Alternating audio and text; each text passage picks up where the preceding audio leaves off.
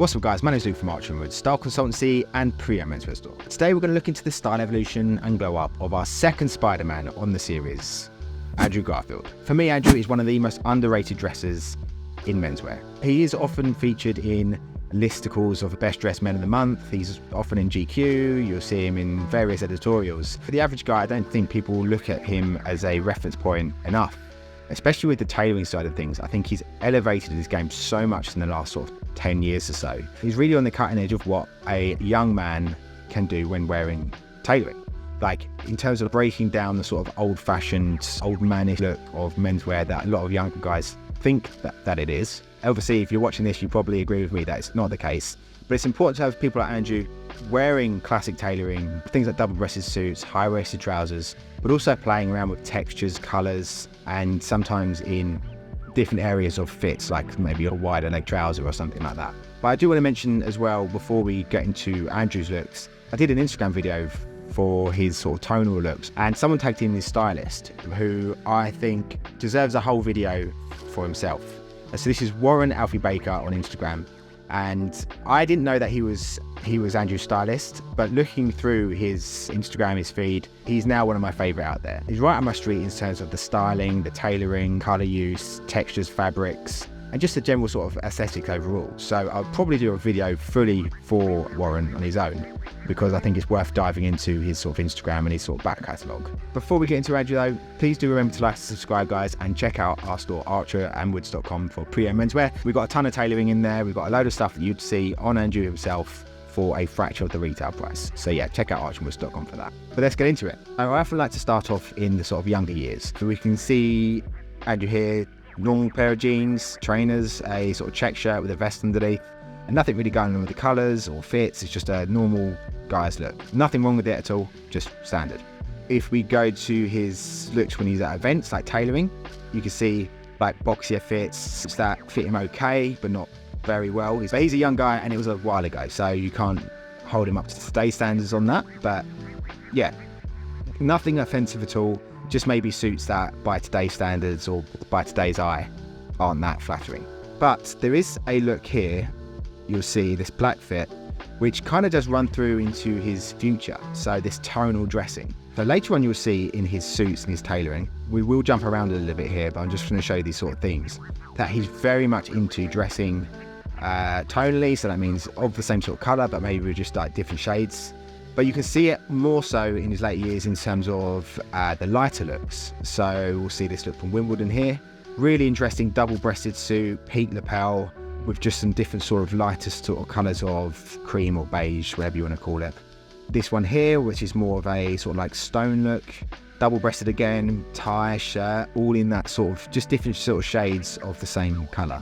We've got here this more casual look, again similar lighter tones, but a like trucker jacket, some jeans, I think they're all chinos, and some Chelsea boots. For me personally, I think that whole thing in a casual look, I think adding the shoes don't need to be the same colour as the rest of the outfit. That's the one thing I would say with these looks, is that like you saw with these other two, he went for a darker shoe, and that's, I think, better, because you don't want to just merge all into one, into that silhouette.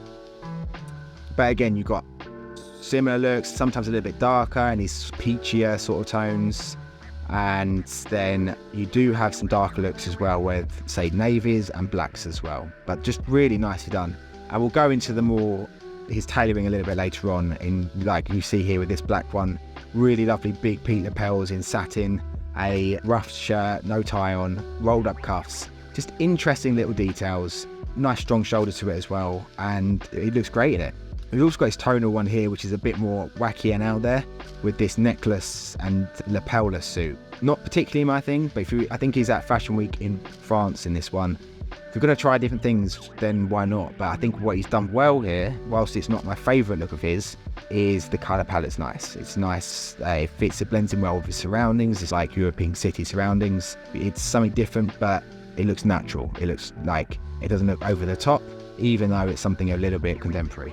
Let's get back to his sort of early years. We've got him in this kind of at Comic-Con here in this sort of bomber jacket. Again, this is where we're talking about colours, how far he's come. So these nasty strong colours for me, this turquoise and blues. We saw this with the Chris Evans one we did last week.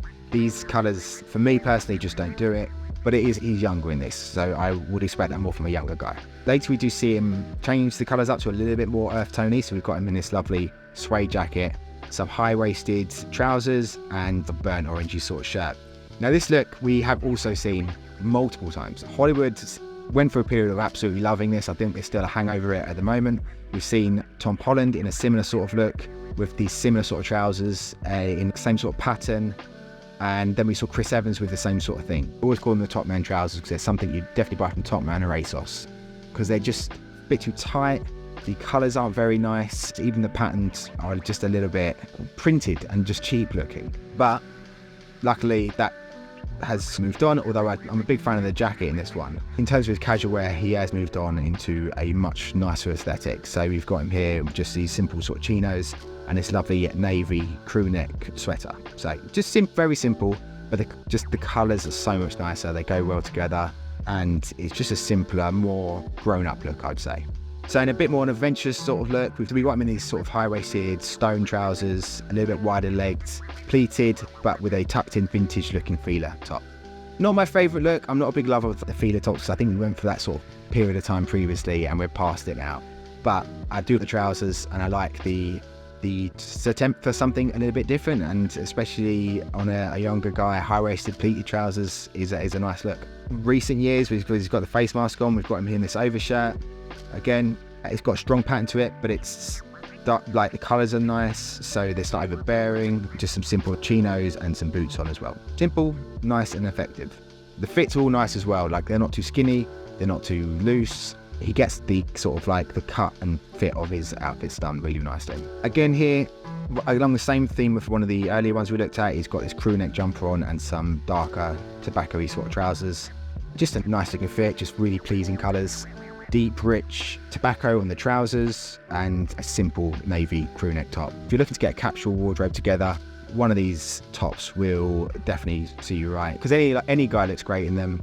And if it's like a navy one, you can just wear it with a suit. You can wear it with a grey suit, navy suit, and it will just look good. It's something different to wearing a shirt. And then here we've got him in a slightly looser fit. So we saw Jake Gyllenhaal wear something like this recently, something very looser, almost like a 90s dad look.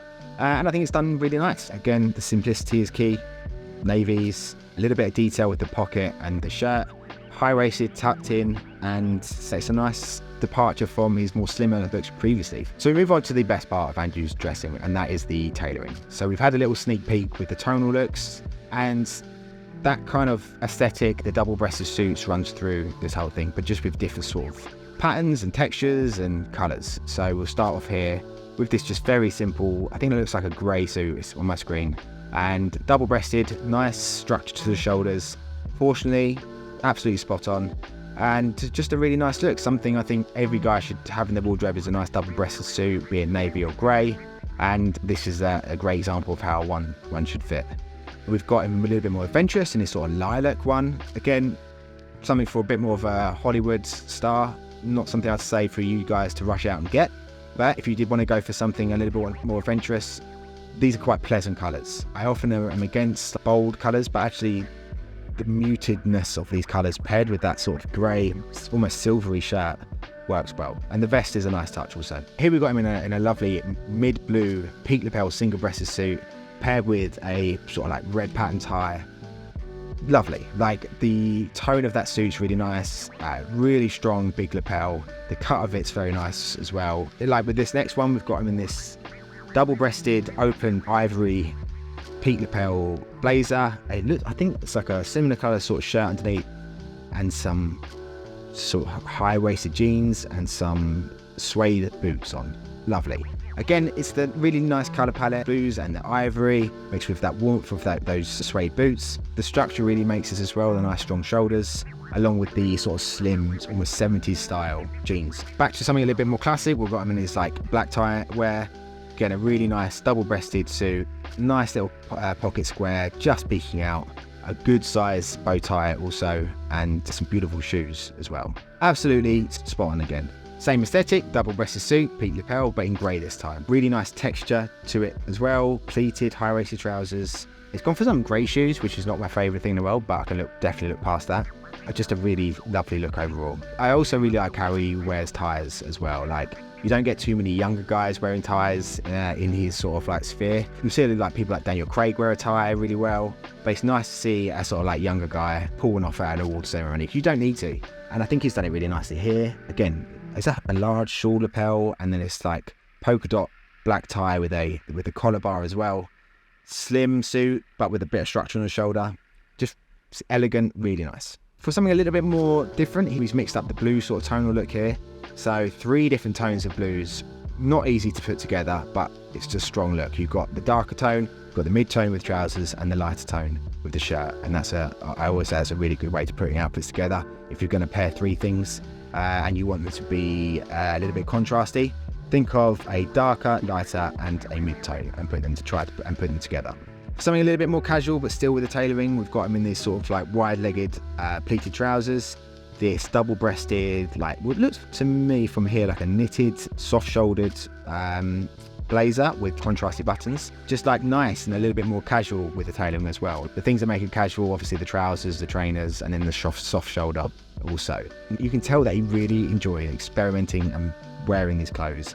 And he doesn't have to go crazy with the sort of like colours or fits or anything like that at all. Him and his stylist have just got a nice subtle way of doing something different without going nuts and just being over the top and peacocky. Really nice style. It's a really almost effortless way of dressing. So anyway, that was my look at Andrew Garfield's style. Safe to say I'm a massive fan, and I will definitely do a video on his stylist as well in the future, because I think there's some really cool looks in there. Big takeaways, as we said before, colours, keeping them rich and earthy, pairing them well together, getting a simple silhouette. Like, he loves a double-breasted suit, knowing that, and then just doing that the same with just different sort of colours, and then just keeping things simple as well. But anyway, guys, let me know what you think. What was your favourite fit of Andrew's? Also, if you have any suggestions for future videos, drop them in the comments below. Please do remember to like and subscribe, guys, because it really helps to grow the channel. I just keep making videos. And yeah, thank you for watching, and I look forward to hearing from you soon. Cheers.